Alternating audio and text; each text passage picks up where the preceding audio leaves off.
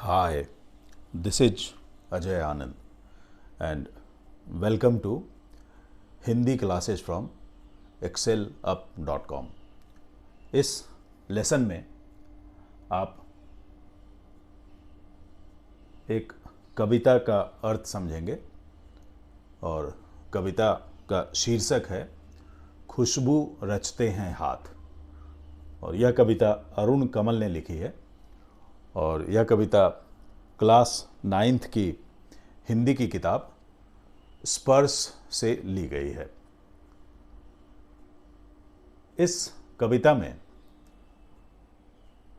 कवि ने अगरबत्ती की फैक्ट्री में काम करने वाले मजदूरों की दुर्दशा के बारे में बताया। अगरबत्ती हम सभी के घरों में इस्तेमाल होती है और शायद ही कोई आदमी होगा जिसको अगरबत्ती की खुशबू पसंद नहीं आती होगी। तो उस खुशबूदार अगरबत्ती के पीछे बहुत लोगों का दर्द छुपा, उन मज़दूरों का जो कि इनकी फैक्ट्रियों में बहुत तंग हाल कारखानों में काम करते हैं। और ऐसा सिर्फ अगरबत्ती के मामले में नहीं होता है। हमारे यहाँ जो अनऑर्गेनाइज सेक्टर के जितने भी वर्कर होते हैं, चाहे वो कपड़े बनाते हों, तेल साबुन बनाते हों या कुछ भी बनाते हों, वो अक्सर ऐसे ही बुरे माहौल में काम करते हैं। तो कविता के पहले पैराग्राफ में उस इलाके के बारे में बताया गया जहाँ पर कि अगरबत्ती की वर्कशॉप होती है। नई गलियों के बीच, कई नालों के पार, कूड़े करकट के ढेरों के बाद, बदबू से फटते जाते इस टोले के अंदर खुशबू रचते हैं हाथ। खुशबू रचते हैं मतलब वो हाथ जो खुशबू बनाते हैं, अगरबत्ती बनाते हैं। टोले का मतलब होता है मोहल्ला, नेबरहुड। कई नई गलियों के बीच मतलब शहर के बाहर नई नई झोपड़पट्टियां बसती चली जाती हैं और उनमें नई नई गलियां बनती हैं। कई नालों के पार, कूड़े करकट के ढेरों के बाद। और अक्सर ऐसी जो झोपड़पट्टियां होती हैं वो किसी बड़े से नाले के आर पार होती है या नाले के अगल बगल होती है। और हो सकता है कि वहाँ तक पहुँचने से पहले आपको कूड़े करकट के ढेरों के बीच से होकर के जाना पड़ेगा। तो पूरा जो माहौल होता है उसमें चारों तरफ से बदबू आती है। इतनी ज़्यादा बदबू होती है कि हमारी और आपकी नाक फट जाए।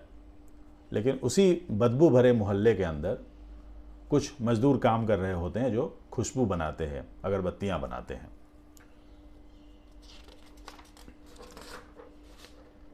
दूसरे पैराग्राफ में कवि ने जो मजदूर हैं उनके हाथों का वर्णन किया है। मतलब उनके हाथों से पता चलता है कि उनकी हालत कितनी ख़राब है। जाहिर है कि जो आदमी मान लिया दफ्तर में काम करता है तो उसके हाथ धूल से सने हुए नहीं होते हैं, उसके हाथ अच्छे होते हैं, त्वचा जो होती है वो चमकती रहती है। लेकिन फैक्ट्री में हालत कुछ और होती है। उभरी नसों वाले हाथ, घिसे नाखूनों वाले हाथ। कुछ लोगों के हाथ की नसें उभरी हुई, मतलब आदमी कमज़ोर है, कुपोषण का शिकार है। घिसे नाखून हैं, काम करते करते नाखून घिस गए हैं। पीपल के पत्ते से नए नए हाथ। हो सकता है कुछ बच्चे भी काम कर रहे हों जिनके हाथ अभी कोमल है, उनके हाथ अभी कठोर नहीं हुए, वो पीपल के जो पत्ते होते हैं उनकी तरह मुलायम हैं। जूही की डाल से खुशबूदार हाथ। और कुछ उसमें किशोर व लड़कियां भी काम कर रही होंगी या युवतियां भी काम कर रही होंगी जिनके हाथ अभी मुलायम हैं, अभी उनके नाखून घिसने बाकी हैं। गंदे कटे पिटे हाथ, जख्म से फटे हुए हाथ। कुछ हाथ गंदे हैं, कटे पिटे हैं, जख्मों से फटे हुए हैं। और ये सारे हाथ मिलकर काम कर रहे हैं, हमारे लिए खुशबू रच रहे हैं, अगरबत्तियां बना रहे हैं। यहीं इस गली में बनती हैं मुल्क की मशहूर अगरबत्तियां। अब इसी गली में देश की मशहूर अगरबत्तियां बनती हैं। मतलब जो नामी गिरामी ब्रांड हैं वो सारी यहीं बनाई जाती हैं, जिनकी पैकिंग काफ़ी आकर्षक होती है, ऊपर सुंदर सुंदर चित्र बने होते हैं। इन्हीं गंदे मोहल्लों के गंदे लोग बनाते हैं केवड़ा, गुलाब, खस और रात रानी अगरबत्तियाँ।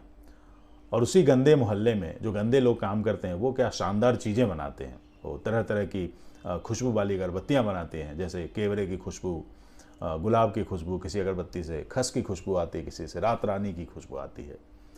दुनिया की सारी गंदगी के बीच दुनिया की सारी खुशबू रचते रहते हैं हाथ, खुशबू रचते हैं हाथ। और दुनिया भर की तमाम गंदगी है वहाँ पर, लेकिन उसी में ये हाथ जो हैं हमारे लिए, आपके लिए खुशबू बनाते हैं। मतलब जो मज़दूर हैं उनकी हालत वाकई बहुत ही ख़राब है। इस लेसन में इतना ही। Thank you.